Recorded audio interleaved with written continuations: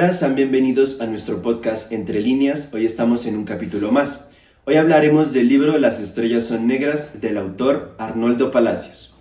Bueno, primero para iniciar vamos a hablar un poquito de la biografía de Arnoldo Palacios. Nació el 20 de enero en 1924 en Certegui, Chocó, y murió en Bogotá el 20 de noviembre de 2015. Las estrellas negras son su hay una historia muy particular, que es que su manuscrito original se quemó en los incendios de abril en el año de 1948. Esto pasó cuando asesinaron a Jorge Eliezer Gaitán. Cuando se quemó Las estrellas son negras, ¿sí? Se quemó el manuscrito, sí. En el edificio García Cadena. Allí en la avenida Jiménez. En la avenida Jiménez, se quemó íntegro y en 3 semanas lo volví a escribir. Esta obra es su obra más conocida y por ella es que lo desterraron de Colombia. Él tuvo que huir a Europa, primero fue a Francia, en donde por una beca logró estar unos años, y después vagó por toda Europa. Primero estuvo en Polonia, luego en Rusia, y sobrevivía traduciendo poemas, ya que logró aprender 3 idiomas, que fue el polaco, el ruso y el italiano. Después de muchos años pudo arreglar sus papeles colombianos y regresó primero a Francia, donde conoció a su esposa y tuvo 4 hijos, y es ahí donde se estableció, y luego publicó una extensa novela también llamada Buscando a mi Madre de Dios, y también pronto aparecerá La selva y la lluvia. Algo llamativo de su esposa es que no se conocieron como tal en Francia. A pesar de que ella es francesa, se conocieron cuando ella vino aquí a Colombia. Yo estaba preguntándome cómo conoció Arnoldo a su señora. Me parece que la conoció aquí en Bogotá, se encontraron de casualidad. Y como ella hablaba francés, porque era francesa, y él afrancesado, Sí. empezaron a conversar, no sé cómo fue la cosa, y ya se hicieron amigos. Él estaba de viaje para Europa, Sí. y ella también, y concertaron el viaje. Entonces no se conocieron en Francia, sino aquí. Es un dato bastante importante. Aparte, otro dato que se tiene es la forma en la que vivía Arnoldo en Francia, debido a que imitaba una casa del Chocó colombiano, aún estando en Francia. La ciudad de Honfleur es la cuna del impresionismo, la pintura impresionista. Y yo ahí conseguí una casita y vivo como en el Chocó. Yo les voy a mostrar la foto. Una casa de paja y de bareque, con un riecito y unos cuantos 5 árboles. Claro, no son palmas de coco, ni mango, ni nada. Cereza. Para introducir ahora el libro Las estrellas son negras, quiero empezar un poco hablando de lo general.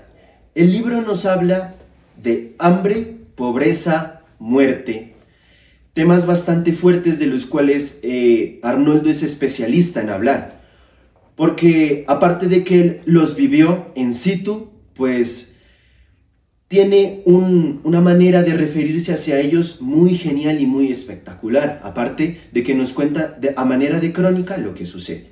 Bueno, para iniciar, la historia comienza con nuestro protagonista, Irra, quien no se nos da para nada el nombre completo, ni tampoco se nos menciona la edad que tiene. Simplemente se dice que es un joven que aproximadamente está entre los 16 a los 20 años de edad.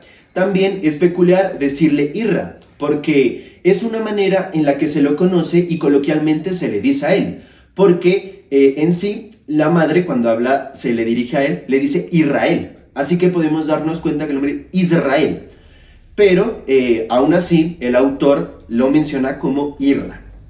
Bueno, introduciéndonos como tal, la historia geográficamente se ubica en el Chocó colombiano, en Certegui, donde nace Arnoldo Palacios. Bien, Irra es un joven el cual tiene una familia conformada por su madre y 3 hermanos, 2 hermanas y un hermano. Irra, a pesar de ser joven, es un joven que no puede trabajar, pues no ha conseguido trabajo. Ahora, nos damos cuenta del lenguaje directo, realista y la crudeza con la que hablan, porque nos escriben, el autor escribe literalmente en la forma en la que hablan los personajes. El ejemplo, el nombre de Irra, o cuando mencionan las palabras con S son cortadas con J. Por ejemplo, este por este, o en diferentes palabras que también son cambiadas. Por ejemplo, cambian también coloquialmente sus insultos. Generalmente se dice maldita sea. En esta ubicación del Chocó menciona la palabra malaya sea, que es bastante interesante y llamativo. El primer capítulo del libro se llama Hambre y nos introduce en la familia de Irra, en el hambre que él siente, pues inicia contándonos cómo él vomita la bilis cuando estaba cerca de un barco pesquero. Lo mira un señor y le dice, pero este muchacho está vomitando la bilis, le dice. Ya todo eso verde le menciona. Entonces nos damos cuenta cómo el hambre ya viene, es constante esa hambre. Ahora, después de esto, Irra, aún con toda esa hambre y todo, vaga por el pueblo nos lo enseña como tal, nos dice esto, y ahora llega donde su familia, donde nos damos cuenta que Irra, a pesar de ser un joven, toda la dureza que le ha tocado vivir lo ha convertido en un hombre fuerte, pero sobre todo duro de carácter, porque la manera de dirigirse a su familia no es como con compasión, sino que es más áspera, más dura, más rígida. De hecho, el trato hacia sus hermanos diría yo que es despectivo, porque es como grosero cuando se dirige hacia ellas. Es como que no les importe lo que él está haciendo. Ahora, nos introduce al personaje de la madre de Irra. La madre de Irra es una mujer que trabaja para los blancos lavando ropa. Irra nos menciona esto y nos dice que como los blancos son personas jodidas, debido a que cuando la madre de Irra llega, lo saluda y llega a ver a las hermanas, ella se tropieza, se le dobla el pie y la ropa que llevaba se le cae. E Irra menciona cómo estos hombres blancos son jodidos porque no les va a importar que a la madre se haya roto un pie o se le haya doblado, sino que les va a importar es que su ropa está sucia, que no está lavada. Entonces, después de que nos introduce esto, la madre entra a la casa, la cual nos la menciona característicamente como una casucha vieja, llena de huecos en las tablas y con un techo de lata en sí. Esto nos centra en la realidad en la que viven, que no solamente son ellos, sino es en general el barrio, la ciudad en la que habitan. Dentro de la casa ya empiezan a discutir, empiezan a hablar.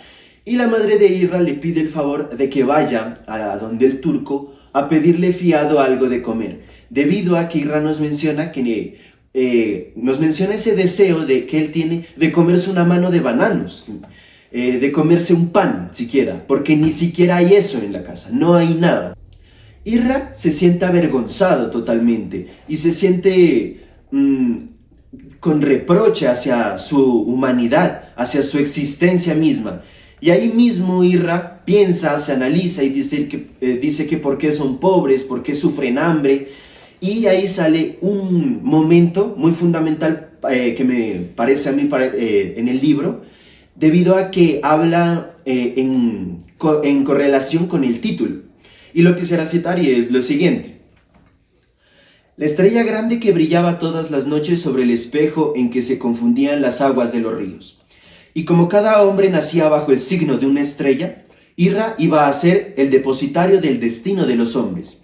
Iba a darse cuenta de por qué unos nacían bajo el signo de una estrella buena, y conocería por qué otros hombres nacían bajo el imperio de una mala estrella.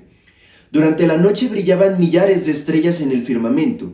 Unas titilaban como la verde candelilla entre el verde follaje del bosque. Otras inundaban el cielo azul y la parda noche con el purísimo brillo del diamante. Miles casi no se advertían, sino que navegaban en el universo como navega una gota de lágrima sobre la mejilla de una niña.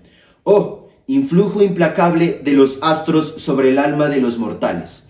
¡Oh Dios! ¿En cuál estrella pusiste mi llave? Algunos nacimos para morir sin tregua, otros nacen para la alegría. Son estrellas diferentes. Las de ellos titilan eternamente y tienen el precio del diamante. Y la mía, Señor, es una estrella negra, negra como mi cara, Señor. Sí, entonces, este fragmento como tal nos menciona como que esa maldición que él dice, esa maldición de decir, todos los demás tienen un talento, tienen una habilidad, tienen un porqué en el mundo, mas sin embargo, Dios, mi estrella es negra. ¿A mí qué me diste? No tengo nada que hacer, sufro de hambre, de necesidad, de pobreza, no hay un trabajo, no tiene nada que hacer, ¿sí? Y esta queja hacia Dios me parece bien fundamental porque le da como tal el título al libro. Y la mía, Señor, es una estrella negra, como tal. Es como decir, y a mí, Dios, me tiraste esta maldición.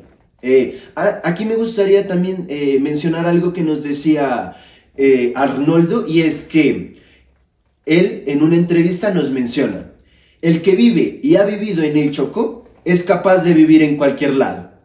Yo siempre he dicho que el que vive y ha vivido en el Chocó puede vivir en cualquier parte, sí. Mencionando y citando cómo es la dureza de la vida en el Chocó, cómo es de duro el hambre, el aguantar, el calor, las necesidades que tiene. Después de esto nos va mencionando y nos describe de una manera eso sí hay que mencionarlo, que Arnoldo tiene una manera de describir que es muy buena y muy profunda, con palabras pero exquisitas para la lectura, se podría decir. Después de esto nos lleva a la tienda del turco, donde ocurre una escena que es un poco confusa, debido a que Irra, pensando, analizando, ha decidido no fiarle la comida al turco, no pedirle fiada la comida al turco, sino que decide más bien pedir dinero para irse de ahí. Pues en sí él piensa y analiza que ahí no hay vida, no hay forma de vivir. Entonces, él se dirige a la tienda del turco a pedirle dinero. Ahí es donde la escena se torna un poco extraña, debido a que el turco le da el dinero acercándose a él, y es donde termina nuestro capítulo, hambre. Bueno, continuamos con el segundo capítulo, el cual se llama Ira. Inicia contándonos que Irra huyó de la tienda. No nos dice muy bien por qué, pero nos dice el pensamiento que él siente, que se siente humillado, se siente menos hombre, y se siente que la humanidad lo mira y lo juzga. También nos menciona, cuando ya avanzamos un poco en el capítulo, que Irra se mordía los labios y se quería arrancarlos. Y es ahí donde nos da a conocer que lo que pasó es que el turco lo había besado a cambio de la plata que le había pedido. Iracundo él mismo se abofeteaba las mejillas y se creía menos hombre, se empezó a maldecirse y empezó a llorar de la rabia. Después de tanto vagar, al cruzar por una esquina, se topó con la oficina del intendente. Y después de haber sufrido la gran humillación del turco, el hambre de todo el día y la gran ira que tenía en su interior, tomó una decisión, que fue... Irra decide como tal asesinar al intendente. Y es donde nos da de pensar cómo es la violencia ya. Esta hambre se convierte en violencia, esa necesidad de querer comer, de querer tener algo, se convierte en esa violencia de intentar hacerle daño al intendente, que vendría a ser como se representa en la obra todo esta violencia en Colombia como tal, se puede ver ahí. Ahí también menciona que odia mucho los ojos, ya que son muy hipócritas, ya que cuando va al pueblo los mira con ojos de que los quiere ayudar y demás. Sin embargo, sus verdaderas intenciones son solo engrandecerse él y su familia. Entonces él se decide entrar a la oficina y mira que primero se pregunta si va a estar o no está la secretaria. Y es más, dice, si está la secretaria no importa, igual yo la mato. Porque él ya está decidido a que él sí o sí tiene que matar al intendente. Cabe mencionar que antes de que Irra fuera a la oficina del superintendente, él fue a su casa y tomó un hacha, la cual estaba suelta el mango y la cabeza estaban sueltas. Sin embargo, Irra con la decisión la toma, la arregla ahí mismo y se dirige decidido a matar al intendente. Al llegar a la casa, a la oficina, entra y al ver primero que no está la secretaria, se acerca a la puerta y escucha ruidos. Él, del susto, el mango del hacha choca con un objeto y el superintendente se logra escuchar que puede que haya alguien en la oficina y se va. Entonces Irra, como escucha que el superintendente se estaba moviendo dentro de la oficina, se asusta y piensa que lo van a atrapar y sale despavorido. Mientras él va saltando de escalera en escalera, pisa mal, rueda por las escaleras y se lastima su pierna. Ahí menciona que salpica un poco de sangre, dando a entender que pudo que se haya lastimado con el hacha, sin embargo, pues no lo mencionan. Y él grita adolorido y empieza a pedir ayuda, pero nadie lo ayuda. Sintiéndose más miserable de lo que se sentía, se levanta, se traga el dolor y empieza a avanzar por las calles. Es ahí donde se encuentra a un viejo amigo, el cual se llama Iván, y este le menciona que la situación está muy mala, que en su profesión de profesor él no ha logrado ganar mucho y aparte que su madre está enferma e internada en el hospital y necesita ganar dinero. Es por eso que le cuenta que se va a ir. Entonces Irra le comenta primero que si se va a devolver a Medellín y le dice que no, que le gusta un poco más Cartagena. Es ahí donde Irra se le mete la idea de que irse podría ser una gran opción para él y para su familia. Sin embargo, Irra le dice que antes de eso tiene que ir a hacer una vuelta, que tiene que ir a ver a alguien. Entonces es ahí donde termina el capítulo, Irra dirigiéndose a otro camino, a otro lugar. Entonces aquí vemos como tal esa escritura que tienen ellos, esa escritura que tiene él, que es la manera en la que hablan ellos, que es bien directa y es un habla de raza negra que podemos ver. Pero me llama la atención bastante un tema, y es que cuando todas las demás personas hablan así, pero cuando Irra habla, él no tiene esta manera de dirigirse, ni de expresarse, ni de hablar. No sé por qué, seguramente para diferenciar que quizás es el protagonista, es el que está centrándose, y también creo que para introducir un poco a Arnoldo dentro del protagonista. Ahora pasamos al libro tercero, se llama Nive. El capítulo como tal empieza con Irra, después de haberse despedido de Iván, empieza a caminar por la ciudad, a mirar los tejados que están mojados, a evitar un poco también la lluvia, caminando arrinconadamente. Bueno, él se dirige hacia la casa de Nive. Y aquí me parece bastante importante el personaje de Nive, quien hace que Irra se sienta menos miserable, y de hecho podría decir que Irra se siente feliz. Irra se siente enamorado con Nive, y me parece bastante llamativo como en medio de la pobreza, del hambre, de este sufrimiento, aún así habita el amor, habita el sentimiento de querer, ¿sí? Bien, Nive es una adolescente que se encontraba en su casa, se encontraba cuidando a una bebé, y estaban esperando a su madre y a la madre de la bebé, pues ninguna de ellas llegaba, que se habían ido a buscar algo para quitar el hambre. Cuando Irra llegó, estaba muy oscuro, así que Irra entró a tiendas y buscando que prenda un fósforo, por favor. Irra no podía porque aparte estaba mojado de lo que había llegado él, de la lluvia que había pasado. Entonces no podía, pero luego Nive le ayudó y con el fósforo prendieron una lámpara de querosén, dice, que ellos tenían. Bueno, la bebé estaba acostada en la cama, mencionan, y ellos tienen ahí una conversación. También me llama la atención aquí cómo utilizan los asteriscos como para hacer pausas y ya continuar con la misma historia, pero como haciendo esa pausa de que ese acto acabó. Bueno, después de que Irra le preguntó por los demás y ella le dijo que no estaban, Irra empezó a tener como los sentimientos naturales de un adolescente en ese momento, que fue... le gustó Nive, le empezó a llamar la atención, empezó a mirar sus piernas, sus pechos, y como tal, él, aparte de que se sentía poco hombre, se sentía lastimado por lo que le había pasado anteriormente, creo que estas situaciones se le mezclaron a Irra, y para él fue necesario, y lo mencionaba acá, el hecho de poseer a Nive. En ese momento Nive no se siente o no se menciona en ningún momento que ella sea obligada como tal, sino que se habla de que Nive está al lado de él, habla con él, de hecho tienen una relación muy buena, se nota. Y Nive le dice que si no le va a contar nada, entonces se va a dormir. Nive se acuesta, Irra piensa en qué hacer, se queda sentado, analiza, y piensa en que debería acercarse a ella, debería tocarla, debería estar ahí y quizás también debería besarla. Después de este pensamiento, aunque Irra estaba todo mojado, entra a la cama, se acuesta con ella, está con ella. Irra después de estar ahí, dice que la tocó y la abrazó muy fuerte. Bueno, y quería leer algo que mencionan en el capítulo. Yo, el negro de aquí, ella, la mulata. La voz de la tierra le gritaba a Irra acerca del imperio de la fusión de sangres.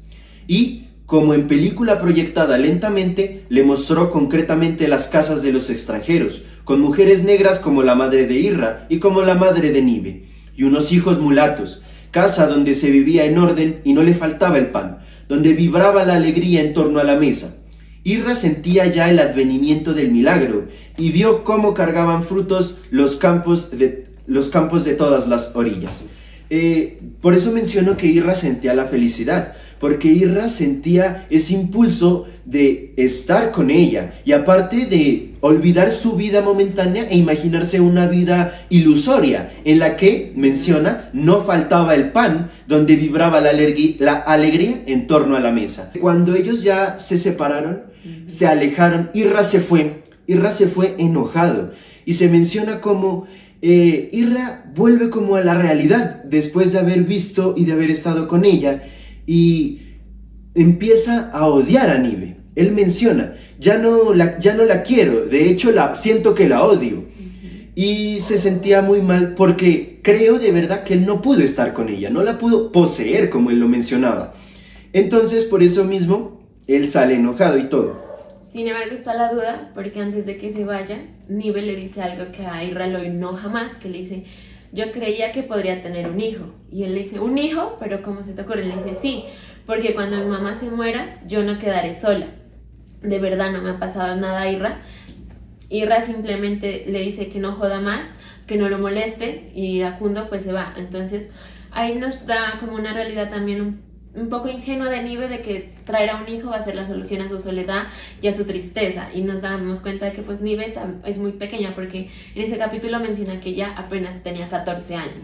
Después de esto, Irra se va a su casa y nos menciona otra vez cómo por su casa se metían las goteras, se metía el frío y no podía casi descansar. Menciona cómo entra entre medio de su familia que está dormida y tiene que acostarse ahí.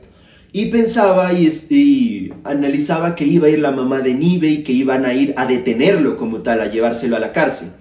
En sí lo que pasa es que la madre de Nive va a golpear a la casa y él piensa que hasta ahí llegó, que se lo van a llevar, que está acabado. Bueno, cuando Irra sale, la madre de Nive le comenta acerca de que ella miró sobre la muerte de Ramón. A Irra le impresiona mucho esto, puesto que lo había escuchado y lo había visto en la mañana. Como a Irra le impresiona, decide salir a ver a Ramón, a ver si esto es cierto. Y cuando va de camino hacia allá se encuentra con Iván, al cual le dice que vayan de camino para ver a Ramón. Me parece también peculiar la escena de cómo quieren ir a ver al muerto, ¿sí? Es como que les llama la atención o como que quieren ver cómo acabó él o bueno. El todo es que cuando ellos ya llegan allá, aparte de que hay los asteriscos para mencionarnos la pausa, empieza fuerte con un grito. Horror, yacente el tronco de Ramón, extendido en un catre de lona, empapado de sangre cárdena, coagulándose, el brazo izquierdo estirado, las piernas rígidas alargadas 1 decímetro más allá del extremo del catre, colgantes, el otro medio brazo, toda la habitación salpicada de sangre. Entonces sí nos muestra que es una escena bastante fuerte, bastante dura que menciona. Iván le menciona esta escena que me parece tan dura, en la que nos menciona no solo el hambre de las personas, sino de los seres vivos que habitan ese lugar, porque Iván nos dice, con razón yo me encontré allá al antico un perro comiéndose un pedazo de carne fresca. Jesús era carne gente. Esto nos menciona como tal esa necesidad del ser vivo, no solamente del hambre humana, sino de esa necesidad de que no hay para comer en lo absoluto, de que los animales comen del cuerpo de un muerto. Sí, pero antes de continuar con el capítulo, una cosa también es cuando en el primer capítulo, Irra hace una oración y es una propia versión de él que dice: Danos, Señor, algo que comer esta tarde. No hemos comido desde ayer. Ayer almorzamos cada uno con medio plátano cocido, no más. Acuérdate de tus hijos, Señor mío Jesucristo, y no nos dejes perecer ahogados en tanta miseria. Es como que su propia versión del Padre Nuestro, pero contextualizada a lo que él está viviendo y a su desesperación por en verdad poder comer. Ahora sí, ya continuando con el siguiente capítulo. Este último capítulo se llama Luz Interior. Bueno, cuando Irra ya vuelve a su casa y ya se duerme, a la mañana siguiente no sabe qué hora es, simplemente se despierta sudoroso y demás, ya con la decisión de irse. Entonces empieza primero a despertar a su madre, queriendo despedirse. Sin embargo, como está tan oscuro, simplemente palpa la cabeza pensando que es su madre. Sin embargo, cuando no despierta, él entra en desesperación y grita: mamá, ma, le dice. Y ella se despierta como por otro lado y le dice: Irra, ¿qué está pasando? Entonces, a tiendas, la mamá logra encender con una caja de fósforos, hacer luz, y entonces él le dice, la mamá se asusta, preocupada que si tiene algo, y le dice que no, que lo que pasa es que se va a ir. Entonces la mamá como que se queda primero atónita y luego le dice: yo ya no tengo nada aquí, me voy a ir a Cartagena, me voy a ir en el barco que zarpa en la mañana, creo que le dice. Entonces ella le dice que como que no le cree, lo mira incrédula y le dice: estoy hablando en serio, de verdad, mamá, yo le mandaré algo desde Cartagena. Entonces ella primero empieza a despertar a las hermanas, a Clara. Cuando ya despiertan a su hermana Elena y a Clara, que es de las más chiquitas, estas empiezan a lloriquear y lo empiezan a abrazar y le empiezan a decir que se cuide, que tenga cuidado, que si se va a llevar su única pinta que tiene, por así decirlo, que es una camisa y una pantaloneta que están recién lavadas, y Elena es quien se las empaca. Y la mamá le empieza a bendecir conmovedores, que su mamá le dice que no se preocupe por ellas, que ellas van a estar bien juntos. Entonces, que también le dice que no se junte con mala compañía y que nunca le falte Dios. Dios siempre está presente en esta historia, ya sea en cualquier momento. Le dice que no se olvide de ir a la iglesia y que no se olvide de prender una vela siempre que vaya a ir. Y como él menciona que está harto de la pobreza, porque cuando ya le dice me voy para Cartagena, gritando le dice: estoy harto, ser pobre es la peor infamia, prefiero la lepra, la tisis, pero no la pobreza, mamá. Entonces es como esa forma de decir que ya están cansados de la pobreza, del hambre, prefieren una enfermedad y morir de ella que seguir con esa hambre y esa vida pues tan insoportable. Ahí también pasa algo muy lindo, y es que Elena lo abraza y demás, y le da una cadenita que le dice que la puede vender para conseguir algo allá en Cartagena, y le dice: llévatela, puedes vender, la vas a necesitar, o la acompañas a algo más que ganes, le dice, y compras un vestidito. Entonces le dice: adiós, le dice Irra, y pregunta por su hermano pequeño. Él está adormilado, entonces simplemente les dice que lo cuiden, que no dejen que se haga bruto, que por lo menos se estudie, y simplemente le dice que se va y sale de la casa. Ahí pasa una escena que también me gustó mucho, y es que su hermana pequeña, como miró que su hermana grande le dio un regalo, ella se empieza a desesperar a buscar algo que darle, algo que le pueda recordar a ella. Y en eso busca una sobrefunda que es bordada por ella, y cuando ya ve que salió, ella toma la valentía de salir corriendo y lo grita. Sin embargo, ya es muy tarde, pues Irra ya había cruzado la calle y ella se queda ahí con su funda, pues llorando porque pues su hermano se había ido. Y le dice a la mamá: no darle nada, yo mamá, y se pone toda triste. Entonces eso también es una escena que me conmovió mucho, porque pues era su hermanita pequeña y se mira el amor que, así como dice, si se pelearan, ellos se querían mucho, eran muy unidos en esa parte. Después de ese pensamiento, él empieza a sentirse culpable de dejar a su madre y a sus hermanas, porque en un capítulo anterior, su madre, antes de que lo mande por la comida, le reprochaba de que después de la muerte de su padre pensaba que él iba a ser el hombre de la casa. Y él dice que no, que para eso está Jesús, que él tiene la oportunidad porque todavía no ha crecido, pero que él ya estaba perdido. Entonces él empieza a decir que si era una buena idea, que si está abandonando para siempre a sus hermanos y a su madre, que sí sería castigado por Dios si hacía eso, si huía. Pero luego él mismo como que se impulsa y le dice una aventura, necesito una maldita aventura, le dice, ¿es eso o nada? Entonces él sigue caminando y se obliga a caminar y llega al muelle, que es donde está el barco, el cual ya iba a partir. Un pequeño detalle que me olvidé mencionar, es que cuando él ya está por partir y revisa el dinero que el turco le había dado por su beso, ya no estaban, no supo si se los tiró, si se le cayeron, y esa también se siente mucho más miserable. Sin embargo, sigue con la idea de que él puede montarse a ese barco y puede huir. Sin embargo, cuando él ya cae en cuenta que no tenía la plata, él mismo se da ánimos y se dice, anda, y empieza a contradecirse porque son los pensamientos de él que dicen, anda, detente, huye, ingrato, tu madre, Nive, una niña, maldito, maldito, arrójate al mar. Entonces él no sabe qué hacer. Sin embargo, coge su maleta, que está casi vacía, y sigue caminando y se dirige hasta el muelle, hasta que llega la mamá de Nive. Llega y lo detiene, le grita, Irra, Irra. Y ahí piensa él que lo van a detener, ahí vuelve a pensar la cárcel, otra vez la cárcel, pero él pues se queda paralizado, y cuando la madre de Nive ya lo detiene, lo que empieza a decir es que, bueno, que anoche ellos se habían visto. Se habían mirado. Sí, ahí le dice, me dijo Nieve anoche que vos había estado allá anoche. Entonces él dice, Virgen Santísima, o sea, que lo habían descubierto, que no sabía cómo actuar. Sin embargo, la mamá va diciendo, no lo deja hablar, le dice, pobre Nive, después de que te viniste, que dijiste que te iba para Cartagena, escribió esta cartica para su tío, llévasela. Más que sea como recuerdo. Entonces se la da, que es una hoja de papel ahí simple, escrita. Y entonces él como que no se la quiere primero pasar y luego ya se la pasa, y Irra está impaciente, que como que quiere decirle algo, pero no se lo dice. Y entonces él ya se desespera porque pues se tiene que ir y le dice, diga, pues diga.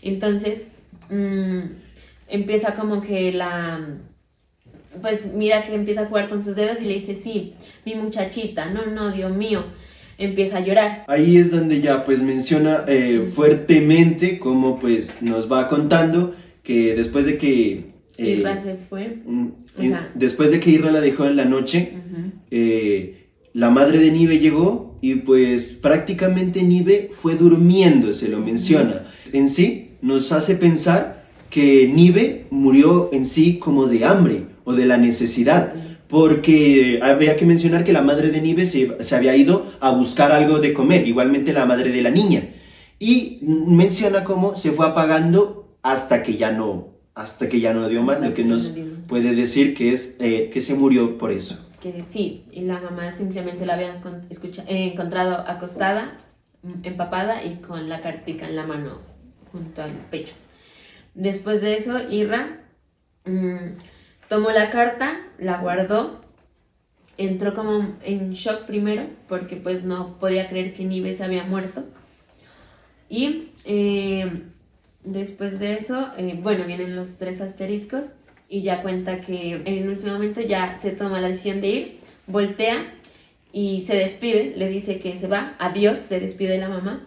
Antes de eso entra en dilema si quedarse para el funeral de Nive. Porque la mamá de Nive le dice exactamente que si se va a quedar o alcanza el entierro. Y él le queda como esa incógnita en la mente. Pero yo ya pienso que es como que muy fuerte, como que tiene sentimientos, emociones encontradas y de todo en ese mismo momento. Porque la forma en la que le dijo la madre de Nive a Irra fue así. La hallé pángila, con una vela y revolviéndose como si la tuvieran cruzándola con un argilé. Argilé, y se quejaba, se quería salir de la cama. Por eso mencionamos como que podría ser la muerte de hambre, por ese mismo dolor que pues ella menciona como tal ahí. Entonces ahí ya Irra le dice que no, que se va, y esta le dice, adiós pues, pórtate bien, no le hagáis mal a nadie. Y él, en vez de sentirlo como un consejo así, lo siente como una maldición. Sigue caminando. Y cuando ya llega, se le va el pie en falso y el cuerpo de Irra cae como en un lodazal, tengo entendido, no se entiende muy bien, y su pierna queda atorada ahí, y no sabe, y mira que el barco se empieza a ir, y entonces él, por más fuerzas que hace, él no puede salir de ahí, empieza a desesperarse y al final le pide a la Santa Teresita que le ayude, pero él no pudo salir de ahí. Y al final ya mira como ahí dice, el barco se iba yendo, flotando pesadamente, rasgando las aguas amarillentas, borroscosas, espumosas. Un tripulante izando la bandera. Las gentes a bordo moviéndose en los pasillos y el zumbido del motor palpitante en el oleaje muriente, absorbido por la arena sedienta. El barco se le fue prácticamente. Cuando se queda, en sí, es como que su actitud cambia por completo y ahí es donde yo pienso que es como esa resignación de Isra ante la vida, ante el hecho de pensar que al barco no se iba a poder subir porque cuando ya le cobren el tiquete él no tenía el dinero que le había dado el turco. No iba a tener el dinero para poder irse. Irra, llegando a Cartagena, no tenía el dinero para sobrevivir. Y tampoco tenía algún familiar o algo que le vaya a dar comida, alimento, un sostén. Por lo mismo, Irra, me parece interesante el final, donde menciona: se enjuagó la boca y arrojó el buche de agua. Volvió a beber y se restregó los dientes con el índice untado de arena. El agua le supo terrosa. Se lavó las piernas, los brazos y ensanchando el pecho respiró libre. Entonces yo lo que quiero mencionar aquí es como que Irra en sí inicia otra vez la vida, es como que la reinicia, se lava para volver a hacer lo mismo, ¿sí? No se va a ir Irra, porque se da cuenta de que en sí es como una resignación, el irse o el quedarse en sí es la muerte. Entonces es como que aunque el barco exista como la opción final para Irra, él nos sugiere que escapar no es fácil como subirse y ya, sino que esa pobreza, el hambre, la necesidad, ahora la muerte de Nive, que él en realidad sí la quería, y todo lo que él vivió en sí, todos sus pensamientos, la muerte de su padre, demuestran que Irra no logra irse o en sí resignifica lo que realmente es liberarse, ¿sí? Porque no se entiende bien en qué queda atrapado Irra. Para mí, Irra queda atrapado es en él mismo, en el hecho de no poder salir, en el hecho de aceptar como tal, pues la realidad que Irra tiene que vivir. Le recomendamos leer el libro Las estrellas son negras de Arnoldo Palacios porque es un libro que nos muestra la realidad colombiana, la pobreza, la necesidad, el hambre. Todas estas necesidades en sí no son cosas que pasaron, sino que siguen pasando y que Arnoldo es un espejo de lo que ocurre, es el reflejo de las cosas que salen ahí. Además no es una historia difícil de digerir, es una historia que te atrapa y que te mantiene a seguir leyendo. ¿Qué va a pasar con Irra? ¿Va a poder ser libre? ¿Va a poder salir de esa pobreza? Y tú empatizas mucho con él porque Arnoldo cuenta o narra o sea, hay unas partes en donde se conecta también con el lector que tú sientes como, te metes en el papel de Riddle y dirías, ¿tú qué harías ahí? Y es como que no, sí, o sea, yo también entraría en desespero. Te identificas mucho con el personaje, entonces es un libro que recomendamos mucho también por ello. Esto nos parece lo más importante del libro como tal y es por lo cual lo recomendamos para que ustedes lo lean. Ese fue el podcast del día de hoy y el libro que trajimos para hablar de él y por eso mismo le recomendamos a Arnoldo Palacios y el libro Las estrellas son negras. Muchas gracias por su atención. Gracias.